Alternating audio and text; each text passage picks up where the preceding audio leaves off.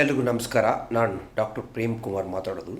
ಈಗ ರಾಷ್ಟ್ರಕವಿ ಕುವೆಂಪು ಅವರು ರಚಿಸಿರುವ ಜನಪ್ರಿಯ ವಾಲ್ಮೀಕಿ ರಾಮಾಯಣದ ಸುಂದರಕಾಂಡದ 9ನೇ ಅಧ್ಯಾಯ ಧಿಕ್ ಈ ಮನುಷ್ಯತೆಗೆ. ಕೇಳಿ. ಅತ್ತ ರಾವಣನು ಕರ್ಮಣೆಯಾಗುತ್ತಲೇ ರಾಕ್ಷಸಿಯರು ಸೀತೆಯನ್ನು ಸುತ್ತಿಕೊಂಡು ಅವಳನ್ನು ಗೋಳು ಒಯ್ದುಕೊಳ್ಳಲು ಆರಂಭಿಸಿದರು. ಅದರಲ್ಲಿ ಒಬ್ಬಳು ಆಕೆಯನ್ನು ಕುರಿತು, ಎಲೈ ಸೀತೆ, ರಾವಣ ಸಾರ್ವಭೌಮನೆಂದರೆ ಏನೆಂದು ತಿಳಿದುಕೊಂಡೆ. ಆತನು ಪುಲಸ್ಯ ಬ್ರಹ್ಮನ ವಂಶದಲ್ಲಿ ಹುಟ್ಟಿದ ಮಹನೀಯ. ಆತನಿಗೆ 10 ತಲೆ. ಅಂತಹವನಿಗೆ ಭಾರಿಯಾಗಲು ಸಮ್ಮತಿ ಇಲ್ಲವೇ? ಚೆನ್ನಾಯಿತು. ಮತ್ತೊಬ್ಬಳು, ಎಲೆ ಸೀತೆ, ಪುಲಸ್ತ್ಯ ಎಂದರೆ ಯಾರು ಗೊತ್ತೇ? ಮರೀಚಿಯೇ ಮೊದಲಾದ 6 ಮಂದಿ ಬ್ರಹ್ಮರಲ್ಲಿ ಆತನೂ ಒಬ್ಬ. ಆತನ ಮಾನಸ ಪುತ್ರನಾದ ವಿಶ್ವವಸ್ಸು ನಮ್ಮ ರಾವಣೇಶ್ವರನ ತಂದೆ. ನಮ್ಮ ರಾವಣೇಶ್ವರನೆಂದರೆ ರಾಕ್ಷಸ ವಂಶಕ್ಕೆಲ್ಲ ಚಕ್ರವರ್ತಿ. ಇವನಿಗೆ ನೀನು ಪತ್ನಿಯಾಗಿರಲಿಲ್ಲಯಾ? ನಿನಗೇನು ಅವಿವೇಕ? ಈಗಲಾದರೂ ನನ್ನ ಮಾತು ಕೇಳು. ನಿನ್ನ ಹಿತಕ್ಕಾಗಿಯೇ ನಾನು ಹೇಳುತ್ತಿರುವುದು. ಆದ್ದರಿಂದ ನನ್ನ ಮಾತನ್ನು ತಿರಸ್ಕರಿಸಬೇಡ. ರಾವಣೇಶ್ವರನನ್ನು ವರಿಸಿ ಸುಖವಾಗಿರು ಎಂದಳು. ಅಷ್ಟರಲ್ಲಿ ಬೆಕ್ಕಿನ ಕಣ್ಣಿನ ಹರಿಜಟೆ ಎಂಬವಳು, ಎಲೆಯ ಸೀತೆ, ರಾವಣನ ಪರಾಕ್ರಮ ಎಂತಹದು ಗೊತ್ತೇ? 33 ಕೋಟಿ ದೇವತೆಗಳಿಗೂ ದೊರೆಯಾದ ಇಂದ್ರನೇ ಈತನ ಕೈಲಿ ಸೋತು ಹೋಗಿದ್ದಾನೆ. ಇಂತಹ ಶೂರನನ್ನು ಕೈ ಹಿಡಿಯಲು ಪುಣ್ಯ ಪಡೆದಿರಬೇಕು ಎಂದಳು. ಅನಂತರ ಪ್ರಗಸೆ ಎಂಬುವಳು, ಏ ಹುಚ್ಚಿ, ರಾವಣೇಂದ್ರನಿಗೆ ಹೆಂಡತಿಯರಲ್ಲೂ ಗತಿಯಿಲ್ಲದಕ್ಕಾಗಿ ನಿನಗೆ ಸೋತು ಬಾಯಿಬಿಟ್ಟಿರುವೆನೆಂದು ಭಾವಿಸಿದೆಯಾ?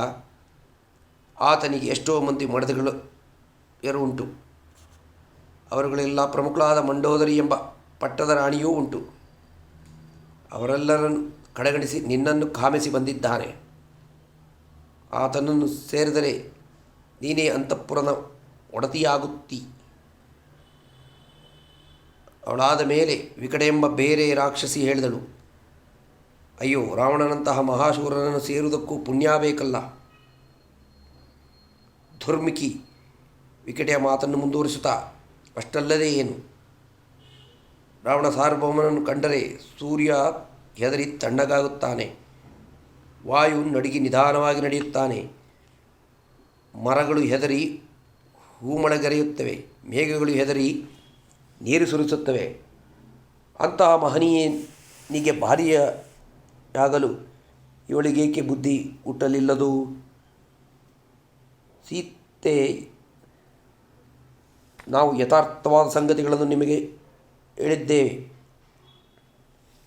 ನಮ್ಮ ಮಾತಿನಂತೆ ನಡೆದೆಯೋ ನೀನು ಉಳಿದುಕೊಳ್ಳುತ್ತಿ, ಇಲ್ಲವೋ ನಿನ್ನ ಪ್ರಾಣಗಳು ಉಳಿಯುವುದು ಕಷ್ಟ ಎಂದಳು. ನರಿಗಳು ಬಳ್ಳಿಕ್ಕಿದರೆ ದೇವಲೋಕ ಹಾಳೆ. ಸೀತಾದೇವಿ ಅವರ ಮಾತುಗಳನ್ನು ಕೇಳಿ ಹೂ ಎನ್ನಲಿಲ್ಲ. ಅದನ್ನು ಕಂಡು ಅವಳನ್ನು ಮುತ್ತಿದ ರಾಕ್ಷಸಿಯರಿಗೆ ಬಹುಕೋಪ ಬಂದಿತು. ಅವರು ಆಕೆಯನ್ನು ಕಠೋರ ರೀತಿಯಲ್ಲಿ ನಿಂದಿಸುತ್ತಾ, ಎಲೆ ಸೀತೆ, ಅತ್ಯುತ್ತಮ ಶಯನ ಸಾಧನಗಳಿಂದ ಶೋಭಿಸುವ ರಾವಣನ ಅಂತಃಪುರ ನಿನಗೆ ರುಚಿಸದೆ ಹೋಯಿತೆ? ದುರಾದೃಷ್ಟದಿಂದ ಒಮ್ಮೆ ಮನುಷ್ಯ ಮಾತ್ರ ಹೆಂಡತಿಯಾದ ಮಾತ್ರಕ್ಕೆ ಕಡೆಯವರೆಗೂ ಅವರ ಹೆಂಡತಿಯಾಗಿಯೇ ಉಳಿಯಬೇಕೆ?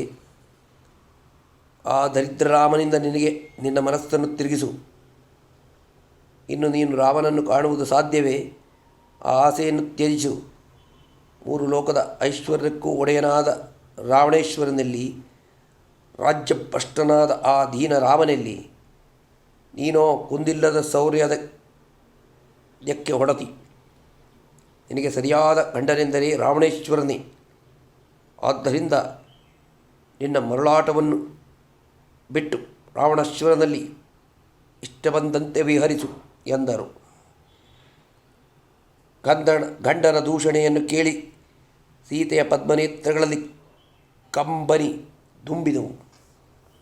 ಆಕೆ ಗಳಗಳದೆ ಅಳುತ್ತಾ ಆ ರಾಕ್ಷಸಿಯರನ್ನು ಕುರಿತು, ನೀವು ಆಡುತ್ತಿರುವ ಆ ಅಸಹ್ಯಕರವಾದ ಮಾತುಗಳು ಪಾಪಕರವೆಂದು ನಿಮಗೆ ಏಕೆ ತೋರುತ್ತಿಲ್ಲ? ನಿಮ್ಮ ನುಡಿಗಳನ್ನು ನಾನು ಕಿವಿಯಿಂದ ಕೇಳಲಾರೆ. ನೀವೆಲ್ಲರೂ ಸೇರಿ ನನ್ನನ್ನು ಕಿತ್ತು ತಿಂದರೂ ಚಿಂತೆಯಿಲ್ಲ. ನಾನು ಬೇರೆ ನಿಮ್ಮ ಇಷ್ಟದಂತೆ ನಡೆಯಲಾರೆ. ದರಿದ್ರನಾಗಲಿ ರಾಜ್ಯಭ್ರಷ್ಟನಾಗಲಿ ನನ್ನನ್ನು ಕೈ ಹಿಡಿದಾತನು ನನ್ನ ಪಾಲಿನ ದೇವರು. ಅರುಂಧತಿ ವಶಿಷ್ಠನನ್ನು, ಸಾವಿತ್ರಿ ಸತ್ಯವಾನನನ್ನು, ದಮಯಂತಿ ನಳಮಹಾರಾಜನನ್ನು ಅನುವರ್ತಿಸಿದಂತೆ ನಾನು ನನ್ನ ಪತಿಯನ್ನು ಅನುಸರಿಸುವಳೇ ಸರಿ. ಅವಳ ಮಾತುಗಳಿಂದ ರಾಕ್ಷಸಿಯರಿಗೆ ಬಹಳ ಕೋಪ ಬಂದಿತು. ತುಟಿಗಳನ್ನು ಕಡಿಯುತ್ತಾ ಕೈಲಿದ್ದ ಗಂಡು ಕೊಡೆಗಳನ್ನು ಎತ್ತಿ ತೋರಿಸುತ್ತಾ, ರಾವಣೇಶ್ವರನು ಒಲಿಸುವ ಭಾಗ್ಯ ಈ ನತದೃಷ್ಟಿ ಗೆಲ್ಲಿಯದು ಎಂದು ಹೀಯಾಳಿಸಿದರು. ಸೀತಾದೇವಿ ಅವರ ಅವಾಚ್ಯ ಶಬ್ದಗಳನ್ನು ಕೇಳಲಾರದೆ ಅಲ್ಲಿಂದೆದ್ದು ಹನುಮಂತನು ಕುಳಿತಿದ್ದ ಮರದ ಕೆಳಗೆ ಹೊರಟು ಹೋದಳು. ಬೆನ್ನಟ್ಟಿ ಬರುವ ಪ್ರಾರಬ್ಧದಂತೆ ಆ ರಾಕ್ಷಸಿಯರು ಆಕೆ ಹಿಂದೆಯೇ ಅಲ್ಲಿಗೆ ಬಂದರು. ಅವರಲ್ಲಿ ವಿನತೆ ಎಂಬ ಬತ್ತಿದ ಹೊಟ್ಟೆಯ ಭಯಂಕರ ರಾಕ್ಷಸಿ ಸೀತೆಯನ್ನು ಕುರಿತು, ಎಲ್ಲವೂ ಮಂಗಳಾಂಗಿ, ನೀನು ನಿನ್ನ ಪತಿ ಪ್ರೇಮವನ್ನು ಬಹು ಚೆನ್ನಾಗಿ ಪ್ರದರ್ಶಿಸಿರುವೆ. ಇದರಿಂದ ನಾನು ಸುಪ್ರೀತಳಾಗಿರುವೆನು. ಆದ್ದರಿಂದ ನಿನ್ನ ಮೇಲ್ಮೈಗಾಗಿ ನಾನು ಒಂದು ಮಾತನ್ನು ಹೇಳುತ್ತೇನೆ, ಕೇಳು. ಇಲ್ಲಿ ನೋಡು, ಅತಿಯಾಗಿ ಯಾವುದನ್ನು ಮಾಡುವುದು ಅವಿವೇಕ. ಇನ್ನೂ ರಾಮ ರಾಮ ಎಂದು ಆಳು ರಾಮನಿಗಾಗಿ ಹಲಬುವುದು ನಿಲ್ಲಿಸು. ಮಹಾತ್ಮನಾದ ನಮ್ಮ ರಾವಣೇಶ್ವರನನ್ನು ವರಿಸು. ದಿವ್ಯವಾದ ಗಂಧವನ್ನು ಲೇಪಿಸಿಕೊಂಡು ದಿವ್ಯವಾದ ಆಭರಣಗಳನ್ನು ಧರಿಸಿ ಇಂದು ಮೊದಲಾಗಿ ಸಮಸ್ತ ಲೋಕಗಳಿಗೂ ಮಹಾರಾಣಿಯಾಗು. ಇಷ್ಟಕ್ಕೂ ನಿನ್ನ ಹಿತಕ್ಕಾಗಿ ಹೇಳುತ್ತಿದ್ದೇನೆ. ನಿನ್ನ ಹಿತ ನಿನಗೆ ಬೇಡವಾದರೆ ಇದೋ ನಾವೆಲ್ಲರೂ ಸೇರಿ ನಿನ್ನನ್ನು ಭಕ್ಷಿಸಿಬಿಡುತ್ತೇವೆ ಎಂದಳು.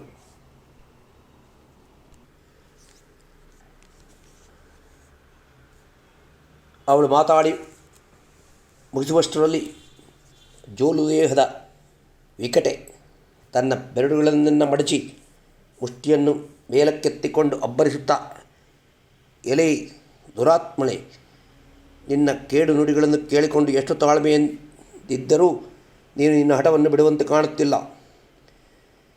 ಇನ್ನು ನಾವು ದಯೆ ತೋರುವುದು ಸಾಧ್ಯವಿಲ್ಲ. ನಿನ್ನ ಕಣ್ಣೀರನ್ನು ಕಂಡು ನಾವು ಕರಗುತ್ತೇವೆ ಎಂದು ತಿಳಿದುಕೊಂಡೆಯಾ? ಹಾಗೇನು ಭಾವಿಸಬೇಡ. ನಿನ್ನ ಗಂಡ ಸಮುದ್ರವನ್ನು ದಾಟಿ ಬಂದು ರಾವಣನ ಅಂತಃಪುರದಲ್ಲಿ ನಮ್ಮ ಕಾವಲಿನಲ್ಲಿರುವವಳನ್ನು ಬಿಡಿಸಿಕೊಂಡು ಹೋಗುವನೆಂಬ ಭ್ರಾಂತಿ ನಿನಗಿಂದು ಇದ್ದರೆ ನಿನ್ನಂತಹ ವಿವೇಕಗಳು ಇನ್ಯಾರೂ ಇಲ್ಲ.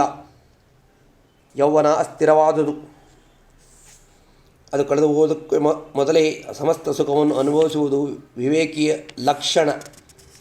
ಪ್ರಭುವಾದ ರಾವಣೇಶ್ವರನೊಡನೆ ಉದ್ಯಾನವನಗಳಲ್ಲಿಯೂ ಪರ್ವತ ಪ್ರದೇಶಗಳಲ್ಲಿಯೂ ನದಿ ತೀರಗಳಲ್ಲಿಯೂ ಯಥೇಚ್ಛವಾಗಿ ವಿಹರಿಸುತ್ತಾ ಆನಂದಿಸು. ಇದಕ್ಕೆ ಒಪ್ಪಲಿಲ್ಲವೋ ಇಲ್ಲಿ ನೋಡು, ಈಗಲೇ ನಿನ್ನ ಗುಂಡಿಗೆಯನ್ನು ಕಿತ್ತು ತಿಂದು ಬಿಡುತ್ತೇನೆ ಎಂದಳು. ಚಂಡೋದರಿ ಎಂಬ ಮತ್ತೊಬ್ಬ ರಾಕ್ಷಸಿ ಅಲ್ಲಿದ್ದವರನ್ನೆಲ್ಲ ಕುರಿತು, ಎಲೆ ಗೆಳತಿಯೇರಿಯ, ಇವಳನ್ನು ಕಂಡಾಗಿನಿಂದ ನನಗೊಂದು ಹಿರಿಯ ಬಯಕೆ. ತಾವರೆಯ ಮೊಗ್ಗಿನಂತಿರುವ ಆ ಸ್ತನಗಳೆರಡನ್ನು, ಹೃದಯದ ಭಾಗಗಳನ್ನು ಕಿತ್ತು ತಿನ್ನಬೇಕೆಂದು ಎಂದಳು. ಆಗ ಪಗಸೆ ಎಂಬಳು, ಎಲೆ ಒಂದು ಉಪಾಯ ಮಾಡೋಣ. ಈ ಕಠಿಣ ಚಿತ್ತೆಯಾದ ಸೀತೆಯ ಕತ್ತು ಹಿಸುಕಿ ಬಿಡೋಣ. ಆಮೇಲೆ ರಾವಣೇಶ್ವರನ ಬಳಿಗೆ ಹೋಗಿ ಈ ಮನುಷ್ಯ ಸ್ತ್ರೀ ಸತ್ಯ ಹೋದಳು ಎಂದು ಹೇಳಿಬಿಡೋಣ. ಆತನು ಅವಳನ್ನು ತಿಂದುಬಿಡಿರಿ ಎಂದು ಹೇಳುತ್ತಾನೆ, ಇದರಲ್ಲಿ ಸಂದೇಹವೇ ಇಲ್ಲ ಎಂದಳು. ಅದನ್ನು ಕೇಳಿ ಅಜಾಮುಖಿ ಎಂಬುವಳು ಆಗಲಿ ರಾವಣನಿಂದ ಅಪ್ಪಳೆ ಬಂದವಳಂತೆ, ಎಲೆ ಸಖಿಯರೇ, ಈ ಸೀತೆಯನ್ನು ಸಣ್ಣ ತುಂಡುಗಳಾಗಿ ಎಕ್ಕಿ ರಾಶಿಗೊಳಿಸಿರಿ. ಜೇನುತುಪ್ಪವನ್ನು ತಂದು ಅದಕ್ಕೆ ಸುರಿಯೋಣ. ಆಮೇಲೆ ಮದ್ಯವನ್ನು ತಂದಿಟ್ಟುಕೊಂಡು ಊಟವನ್ನು ಆರಂಭಿಸೋಣ ಎಂದಳು. ಶೂರ್ಪನಖಿ ಎಂಬುವಳು ಸೀತೆಯನ್ನು ತಿಂದು ಮುಗಿಸಿದ ಮೇಲೆ ಗ್ರಾಮದೇವತೆಯಾದ ನಿಕುಂಬೆಲೆಯನ್ನು ಪ್ರೀತ್ಯರ್ಥವಾಗಿ ನರ್ತನ ಮಾಡಬೇಕೆಂದು ಸಲಹೆತ್ತಳು. ರಾಕ್ಷಸಿಯರ ಈ ಮಾತುಗಳನ್ನು ಕೇಳಿ ಸೀತೆಯ ಜೀವ ತಳ್ಳಣಿಸಿತು. ಆಕೆ ಮುಂದುವರದೆ ಕಳವಳಪಡುತ್ತಾ ಈ ರಾಕ್ಷಸಿಯರನ್ನು ಕುರಿತು, ಎಲ್ಲವೂ ರಾಕ್ಷಸಿಯರೇ, ಮನುಷ್ಯ ಸ್ತ್ರೀ ರಾಕ್ಷಸನಿಗೆ ಪತ್ನಿಯಾಗುವುದೆಂತೂ ಅದು ಉಚಿತವಲ್ಲ. ನೀವು ನನ್ನನ್ನು ಭಕ್ಷಿಸುವುದಾದರೆ ಅಗತ್ಯವಾಗಿ ಹಾಗೆ ಮಾಡಬಹುದು ಎಂದಳು. ಹಿಂಡು ತಪ್ಪಿ ತೋಳಗಳ ಗುಂಪಿಗೆ ಸಿಕ್ಕಿಬಿದ್ದಿದ್ದ ಜಿಂಕೆಯ ಮರಿಯಂತೆ ಆಕೆ ತಳ್ಳಣಿಸುತ್ತಾ ಎದ್ದು ನಿಂತು ಮರದ ಕೊಂಬೆಯೊಂದನ್ನು ಹಿಡಿದು ಗೊಳೋ ಎಂದು ಅತ್ತಳು. ಆ ರಾಮ, ಆ ಲಕ್ಷ್ಮಣ, ಅಯ್ಯೋ ಅತ್ತೆ, ಕೌಸಲ್ಯೆ, ಸುಮಿತ್ರೆ ಎಂಬ ಮಾತುಗಳು ಆಕೆಯ ಬಾಯಿಂದ ಅಪ್ರಯತ್ನವಾಗಿ ಹೊರಬಂದವು. ತನಗೆ ಮರಣ ಬಂದರೆ ಸಾಕೆನಿಸಿತು. ಆಕೆ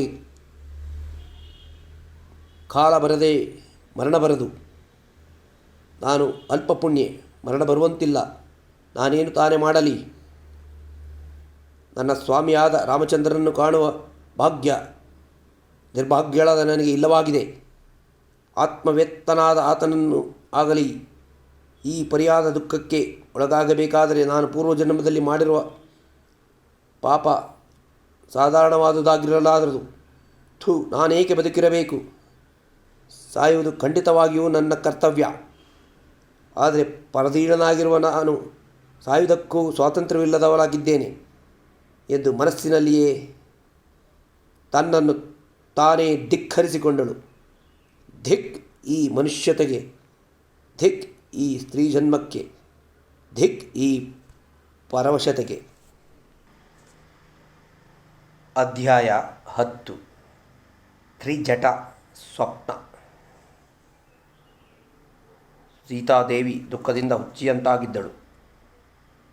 ಆಕೆ ನಿಲ್ಲುವುದಕ್ಕೂ ಕೂಡ ತ್ರಾಣ ಸಾಲದೆ ನೆಲದ ಮೇಲೆ ಬಿದ್ದು ಧೂಳಿಯಲ್ಲಿ ಹೊರಳಾಡಿದಳು. ಅಯ್ಯೋ, ನನ್ನ ದುರ್ವಿಧಿ ಎಷ್ಟು ಕಠೋರ!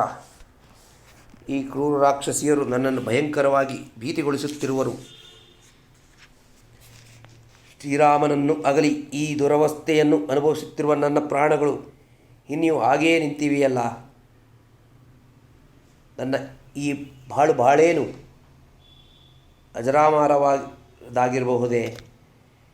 ಗಂಡನನ್ನು ಅಗಲಿದರೂ ಇನ್ನೂ ಜೀವಿಸಿರುವ ಅನಾರ್ಯಳಾದ ನನಗೆ ನನ್ನ ಬಾಳಿಗೆ ಬೆಂಕಿ ಹಾಕಿತು. ಆ ಪಾಪಿ ರಾವಣನ್ನೇನು ನಾನು ಎಡಗಾಲಿನಿಂದಲೂ ಮುಟ್ಟುವವಳಲ್ಲ. ಆದರೆ ಅವನು ಈ ರಾಕ್ಷಸಿಯರ ಮೂಲಕ ಕೊಡುತ್ತಿರುವ ಈ ಸಂಕಟವನ್ನು ಹೇಗೆ ಅನುಭವಿಸಲಿ ಎಂದು ಮನಸ್ಸಿನಲ್ಲಿಯೇ ಮಿಡುಕುತ್ತಾ ಹುಚ್ಚು ಧೈರ್ಯದಿಂದ ಆ ರಾಕ್ಷಸಿಯರನ್ನು ಕುರಿತು, ಎಲೆ ರಕ್ಕಸಿಯರ, ನೀವು ನನ್ನನ್ನು ತುಂಡು ತುಂಡಾಗಿ ಕತ್ತರಿಸಿ ಅಂಗಾಂಗಗಳನ್ನು ಕಿತ್ತು ತಿನ್ನಿರಿ, ಬೆಂಕಿಯಲ್ಲಿ ಬೇಯಿಸಿರಿ. ನಾನು ಬೇರೆ ನಿಮ್ಮ ಮಾತಿನಂತೆ ನಡೆಯಲಾರೆ. ವೃಥಾ ಏಕೆ ಪ್ರಲಾಪಿಸುವಿರಿ? ನನ್ನ ಪತಿಯಾದ ಶ್ರೀರಾಮನ ವಿಷಯ ನಿಮಗೆ ಗೊತ್ತಿಲ್ಲ. ಜನಸ್ಥಾನದಲ್ಲಿ ಒಬ್ಬನೇ 14,000 ರಾಕ್ಷಸರನ್ನು ಸಂಹರಿಸಿದನು. ಆತನಿಗೆ ಈ ರಾವಣಾದವನು ಎಷ್ಟು ಮಾತ್ರದವನು. ಸಮುದ್ರ ಮಧ್ಯದಲ್ಲಿರುವ ಈ ಲಂಕಾನಗರ ದುಷ್ಪ್ರವೇಶ್ಯವೆಂದು ತಿಳಿದಿರುವಿರೇನು? ಶ್ರೀರಾಮನ ಬಾಣಗಳು ಪ್ರವೇಶಿಸಿದ ಪ್ರದೇಶ ಈ ಲೋಕದಲ್ಲಾವುದಿದೆ?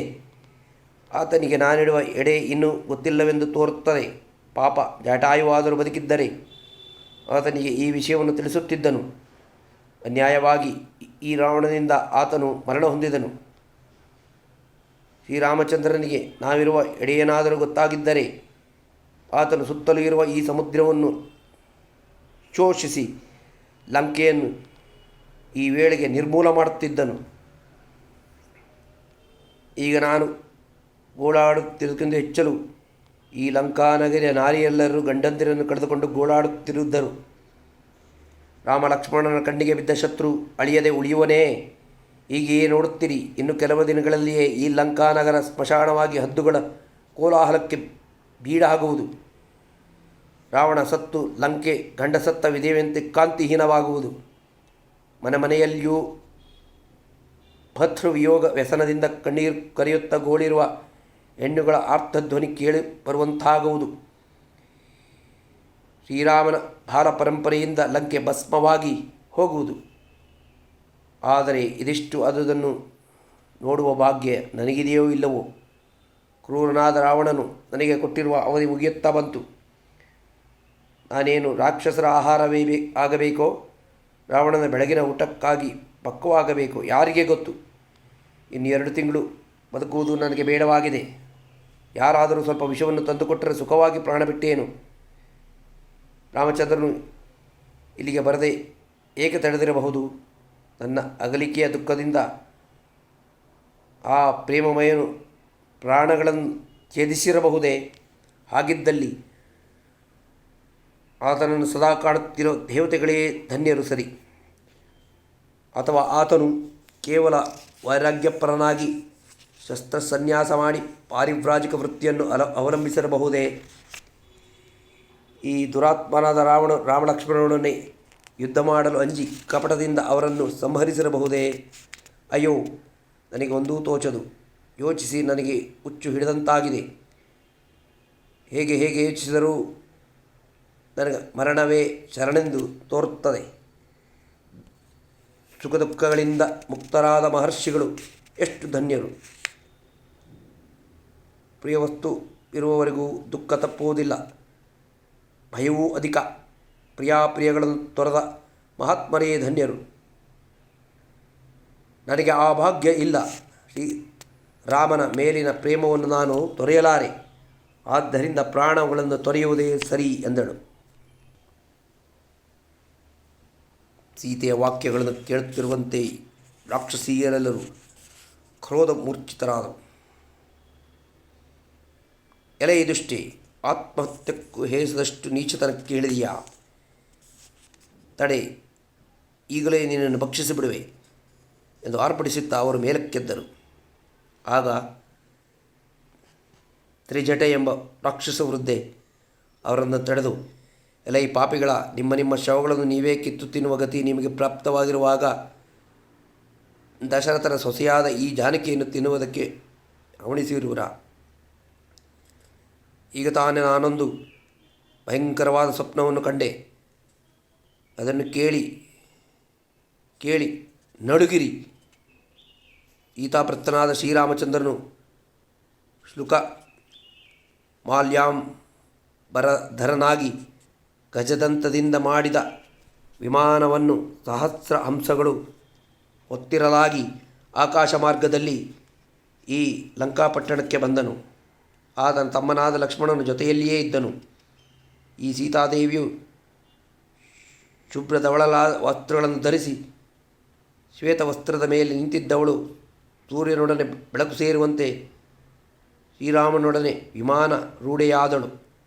ಮರುಕ್ಷಣದಲ್ಲಿಯೇ ಮತ್ತೊಂದು ದೃಶ್ಯ ಕಾಣಿಸಿತು. ರಾಮಲಕ್ಷ್ಮಣರು ಚತುರ್ದಂತಗಳಿಂದ ಕೂಡಿದ ಆನೆಯನ್ನೇರಿ ತಮ್ಮ ತೇಜಸ್ಸಿನಿಂದ ದಿಕ್ಕುಗಳನ್ನು ಬೆಳಗುತ್ತಾ ಸೀತಾದೇವಿಯ ಬಳಿಗೆ ಬಂದರು. ಅವರು ಈಕೆಯನ್ನು ಎತ್ತಿ ಆನೆಯ ಕುಂಭಸ್ಥಳದಲ್ಲಿ ಕುಳ್ಳಿರಿಸಿದರು. ಆಗ ಆಕೆ ಎದ್ದು ನಿಂತು ಕ್ಷಣಕಾಲ ಶ್ರೀರಾಮನ ತೊಡೆಗಳ ಮೇಲೆ ಕುಳಿತಿದ್ದು, ಅನಂತರ ಕೈಗಳನ್ನು ಮೇಲಕ್ಕೆ ನೀಡಿ ಸೂರ್ಯಚಂದ್ರರನ್ನು ಕೈಲಿ ಹಿಡಿದುಕೊಂಡಳು. ಅವರು ಕುಳಿತಿದ್ದ ಬಿಳಿಯ ಆನೆ ಆ ಲಂಕಾನಗರಿಯ ಮೇಲೆ ಹಾರಿ ಬಂದಿತು.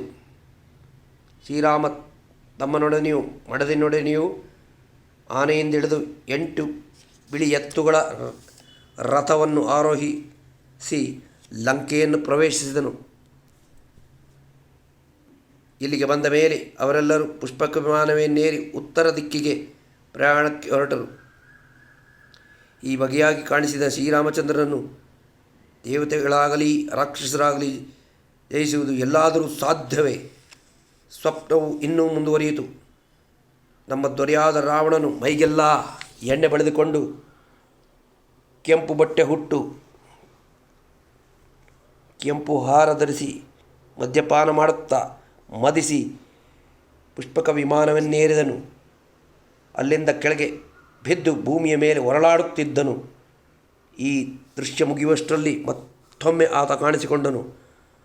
ಆತನ ಮೈಮೇಲೆಲ್ಲ ಕೆಂಪು ಹೂವಿನ ಸರಗಳು, ಮೈಗೆಲ್ಲ ಕೆಂಪು ಗಂಧ ಬೆಳೆದಿದೆ.